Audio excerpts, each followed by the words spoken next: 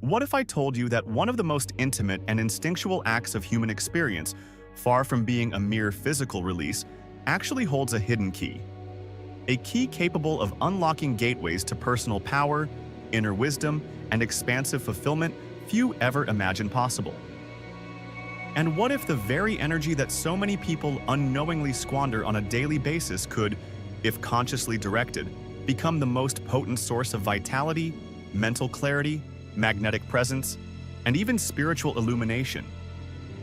Since ancient times, the secret traditions, whether Taoist, Tantric, alchemical, or hermetic, have spoken of sexual energy not just as the creator of life, but as the elixir vitae, the sacred fire that animates every cell, renews the brain, and supports the very flow of life force in the human organism.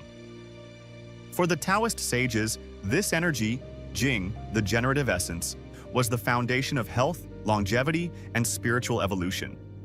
Those who mastered their seed, they believed, could master their destiny. In our modern culture, however, sexuality, particularly self-pleasure, has been reduced to a compulsive and mindless act devoid of purpose or sacredness.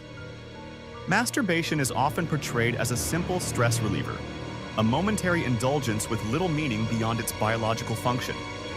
Yet, hidden beneath that surface is an ancient practice, forgotten by most, preserved by a few, that transforms this act into a profound ceremony of energetic cultivation. This sacred method, passed down by Taoist adepts like Mantak Chia and practitioners of sexual qigong, is not about suppression or denial.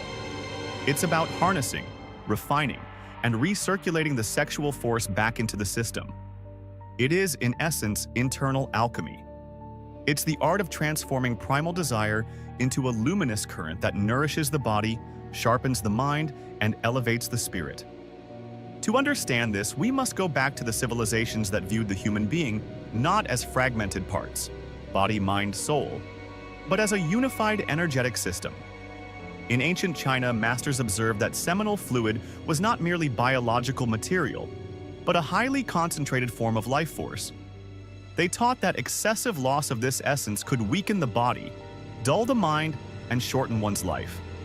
Conversely, when this energy was retained and consciously circulated, especially through the microcosmic orbit, up the spine and through energy centers, it revitalized the organs, nourished the brain, and awakened latent spiritual faculties. Similar ideas echoed through India's tantric lineages. There, sexual energy was known as Shakti, the raw cosmic power. Through sacred practices like Mathuna and Bandhas, energy was drawn upward through the chakras, activating the Kundalini, the coiled serpent at the base of the spine, whose ascent signified illumination and divine union. And this wasn't confined to the East. In medieval Europe, alchemists spoke in symbols, the marriage of sulfur and mercury, masculine and feminine energies united within the alchemical vessel. Their great work wasn't about turning lead into gold. It was about transmuting the base instincts into spiritual radiance, refining the self into a luminous being. Egyptian priesthoods of Isis and Osiris, too, taught techniques of energetic union, where erotic force was consciously directed to awaken celestial insight and immortality of the soul. What all these traditions share is a profound respect for sexual energy as a sacred current, never to be squandered blindly. Instead of repression, they practiced cultivation. Instead of indulgence, they chose direction and mastery. In today's world, where instant gratification is king, these practices may seem outdated or esoteric. But the truth is, the human energetic system has not changed. Only our relationship to it has. The ancient arts of sexual mastery are more relevant than ever for those seeking wholeness, vitality, and a life aligned with deeper purpose. Let's break it down practically. Think of your body as a generator. The more refined your fuel, the more efficiently your system runs. Sexual energy is your densest and most potent fuel. When released unconsciously, especially through frequent ejaculation, it depletes vital nutrients, weakens the nervous system, and diminishes clarity. But when retained and guided with awareness, it nourishes the brain, heightens perception, strengthens immunity, and fosters emotional balance. This doesn't mean abstinence or suppression. It means alchemy. Through practices like diaphragmatic breathing, pelvic floor engagement, PC muscle contraction, and internal visualization, this energy can be redirected upward, from the genitals to the higher centers, such as the heart and third eye. In Taoist terms, it travels the microcosmic orbit.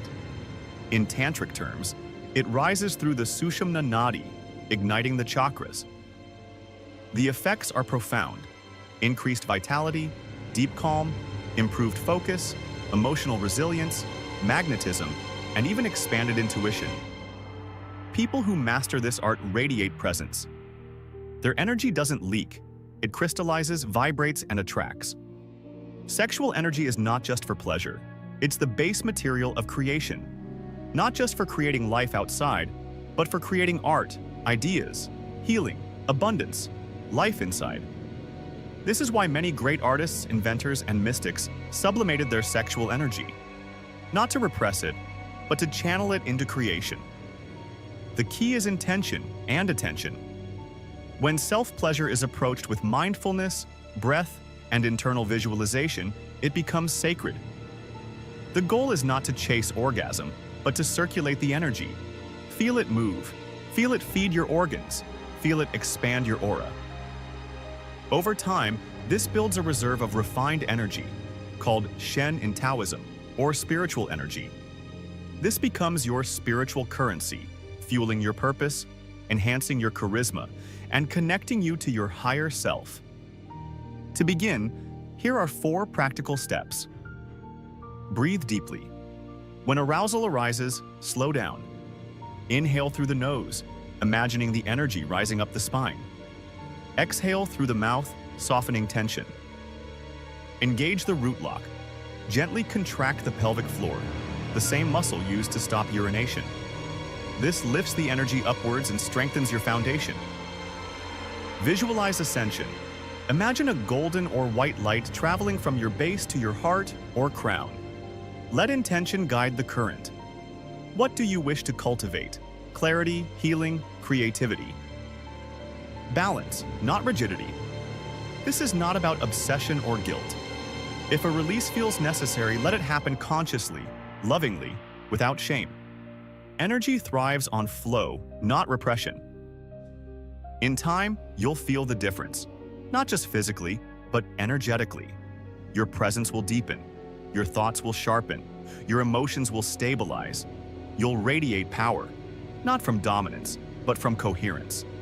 And that coherence will ripple into every corner of your life.